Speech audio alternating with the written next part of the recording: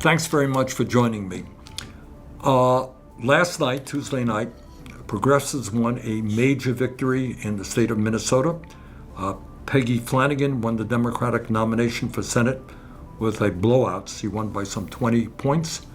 A week earlier, Dr. Abdul El-Sayed won the Democratic nomination from Michigan for the U.S. Senate. And what is very interesting to me, I want you all to know this, if you combine those two campaigns, Michigan and Minnesota, billionaire-funded super PACs spent over $80 million trying to defeat El-Sayed and Peggy. Over $80 million. And they lost. We were able to win despite all of that massive spending. So what does it tell you?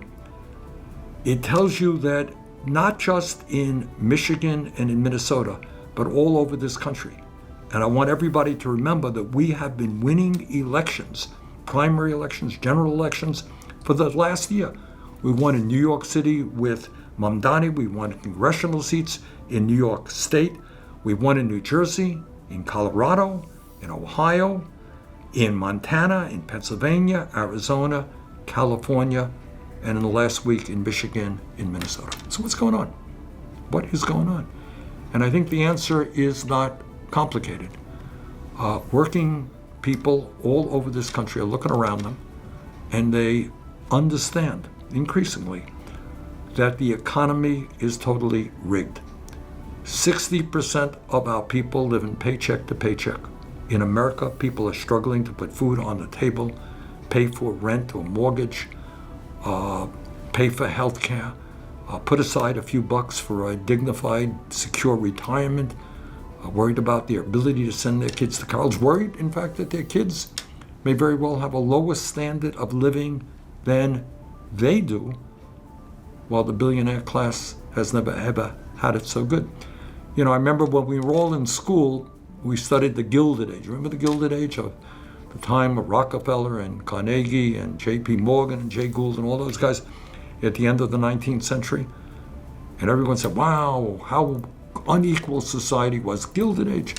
Right now, inequality is much worse than it was in the Gilded Age. You got one guy, Mr. Musk, owning more wealth than the bottom half of American households, top 1%, owning more wealth than the bottom 93%. And the American people see that.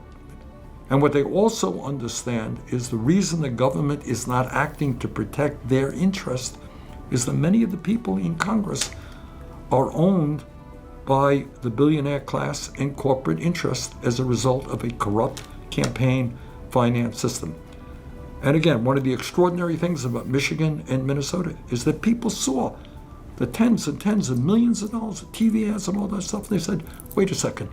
If billionaires are trying to defeat people like El-Sayed and Flanagan, maybe I'm going to stand with them.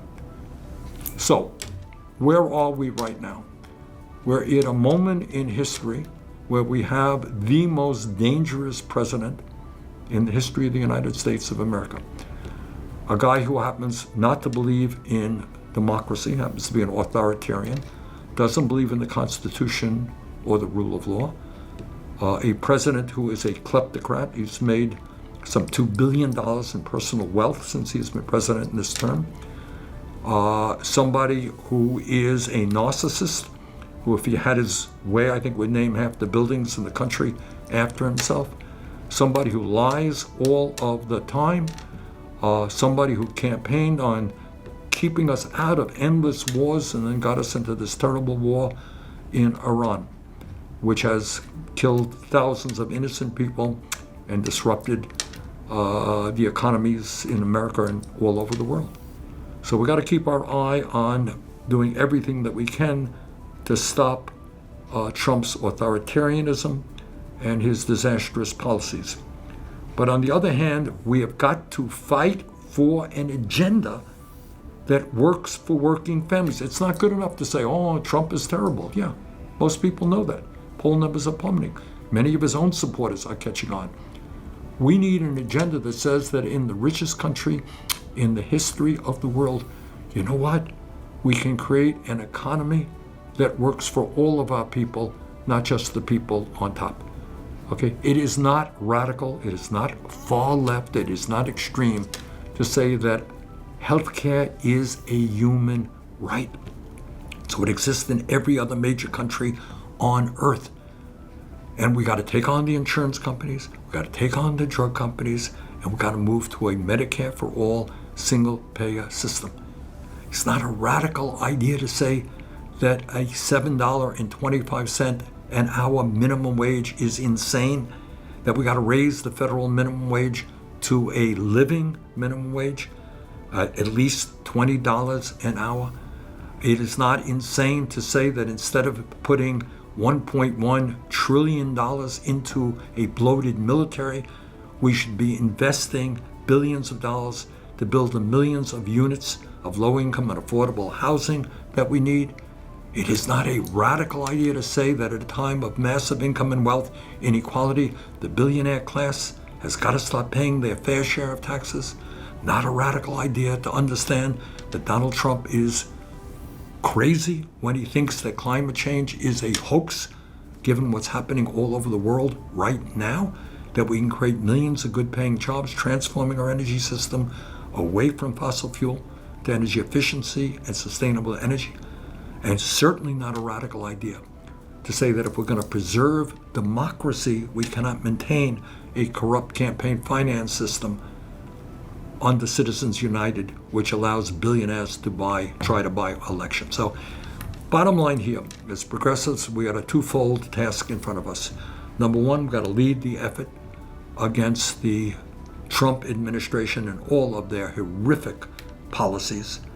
Number two, as progressives, we got to take on the Democratic establishment and fight for a Democratic Party, which is a party of working people, of young people of color, and not just a top-down party dominated by wealthy campaign contributors.